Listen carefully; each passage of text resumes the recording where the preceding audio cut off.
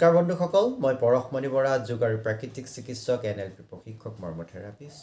বন্ধুসকল, ইতিমধ্যে ক'ভিডৰ বিভীষিকা প্ৰায় শেষ হৈ আহিছে। পৰিস্থিতিবিলাক স্বাভাৱিক অৱস্থালৈ ক্ৰমান্বয়ে আহি আছে। সকলোৱে নিজৰ ব্যৱসায় বাণিজ্যলৈ উভতি আহিছে। কিন্তু এই ক'ভিডে আমাক তিনিটা কথা শিকাই থৈ গ'ল, যি তিনিটা কথা আমি কেতিয়াও পাহৰিব নালাগে। 1 নম্বৰ, পৃথিৱীখন সম্পূৰ্ণ অনিশ্চয়তাৰে ভৰা। কোন মুহূৰ্তত কি হৈ যায় কোনো ক'ব নোৱাৰে। আমি সপোনতো নভবা কিছুমান ঘটনা আমাৰ জীৱনত ঘটিব পাৰে। 2 নম্বৰ, ক'ভিডতকৈও বেছি ভয়ংকৰ ৰোগৰ বীজাণু আমাক পুনৰ আক্ৰমণ কৰিব পাৰে।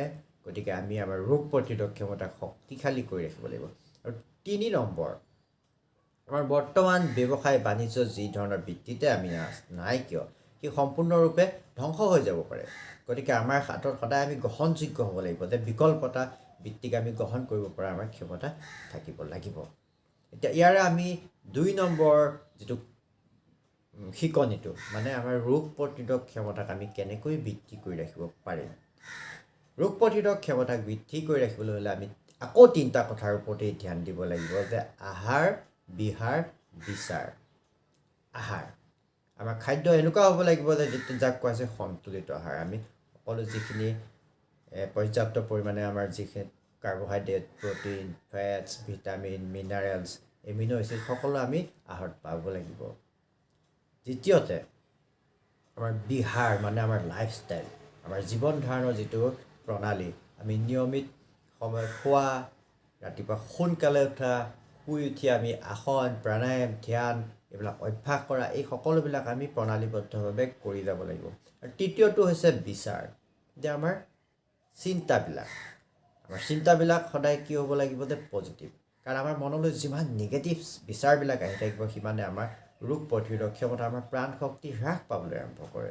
গতিকে এই 3টা কথাত আমি প্ৰধানকৈ গুৰুত্ব দিব লাগিব, আহাৰ, বিহাৰ আৰু বিচাৰ। এতিয়া আকৌ আহাৰৰ কথালৈ আহোঁ, যে আমি বজাৰৰ পৰা যিমানবিলাক আমি খাদ্য সামগ্ৰী আনি আছোঁ, এতিয়া বেছিভাগ শাক পাচলিত হৈছে অত্যন্ত তাত সাৰ প্ৰয়োগ কৰা হৈছে, যাৰ বাবে আমাৰ শৰীৰত এই টক্সিনৰ পৰিমাণ বাঢ়ি গৈছে। গতিকে আমি শাক পাচলিবিলাক এনেকুৱা চাব লাগে যিবিলাক মানে কমকৈ তাত সাৰ প্ৰয়োগ কৰে। যেনে ধৰি লওক কলডিল এটা, তাত সাৰ প্ৰয়োগ কৰাৰ সম্ভাৱনা বহুত কম থাকে, বা কাঁচকলকেইটা, পোৰা কলকেইটা, য'ত সাৰ প্ৰয়োগ কম হয়।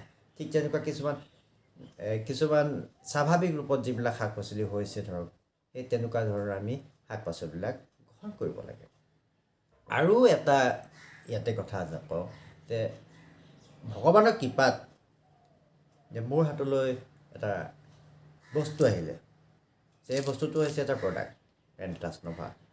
এই প্ৰডাক্টটো এইকাৰণে মই কৈছোঁ, যে মোক এগৰাকী ক্লায়েণ্টে ক'লে যে তেওঁ এইটো যথেষ্ট ইণ্টাৰনেট চাৰ্চ কৰিলে, যে ছাৰ মোক এইটো বস্তুটো আনি দিয়কচোন যোগাৰ কৰি। মই খবৰ খাতি কৰি তেওঁক আনি দিলোঁ, তেওঁ খাই ভাল পাইছে। তাৰপিছত মই ব্যৱহাৰ কৰিবলৈ ধৰিলোঁ, মই খাই ভাল পাইছোঁ। তাৰপিছত মোৰ মাক দিলোঁ, মোৰ ফেমিলিক দিলোঁ, সকলোৱে খাই ভাল পাইছে। যে এইকাৰণে ভাল পাইছে, ইয়াত 9টা অতি অসাধাৰণ উপাদান আছে। ইয়াৰ ভিতৰত প্ৰধানটো উপাদান হৈছে মেংগষ্টিন। যে মেংগষ্টিনটো এটা খুব শক্তিশালী এণ্টিঅক্সিডেণ্ট, ইয়াক ফলৰ ৰাণী বুলি কোৱা হৈছে।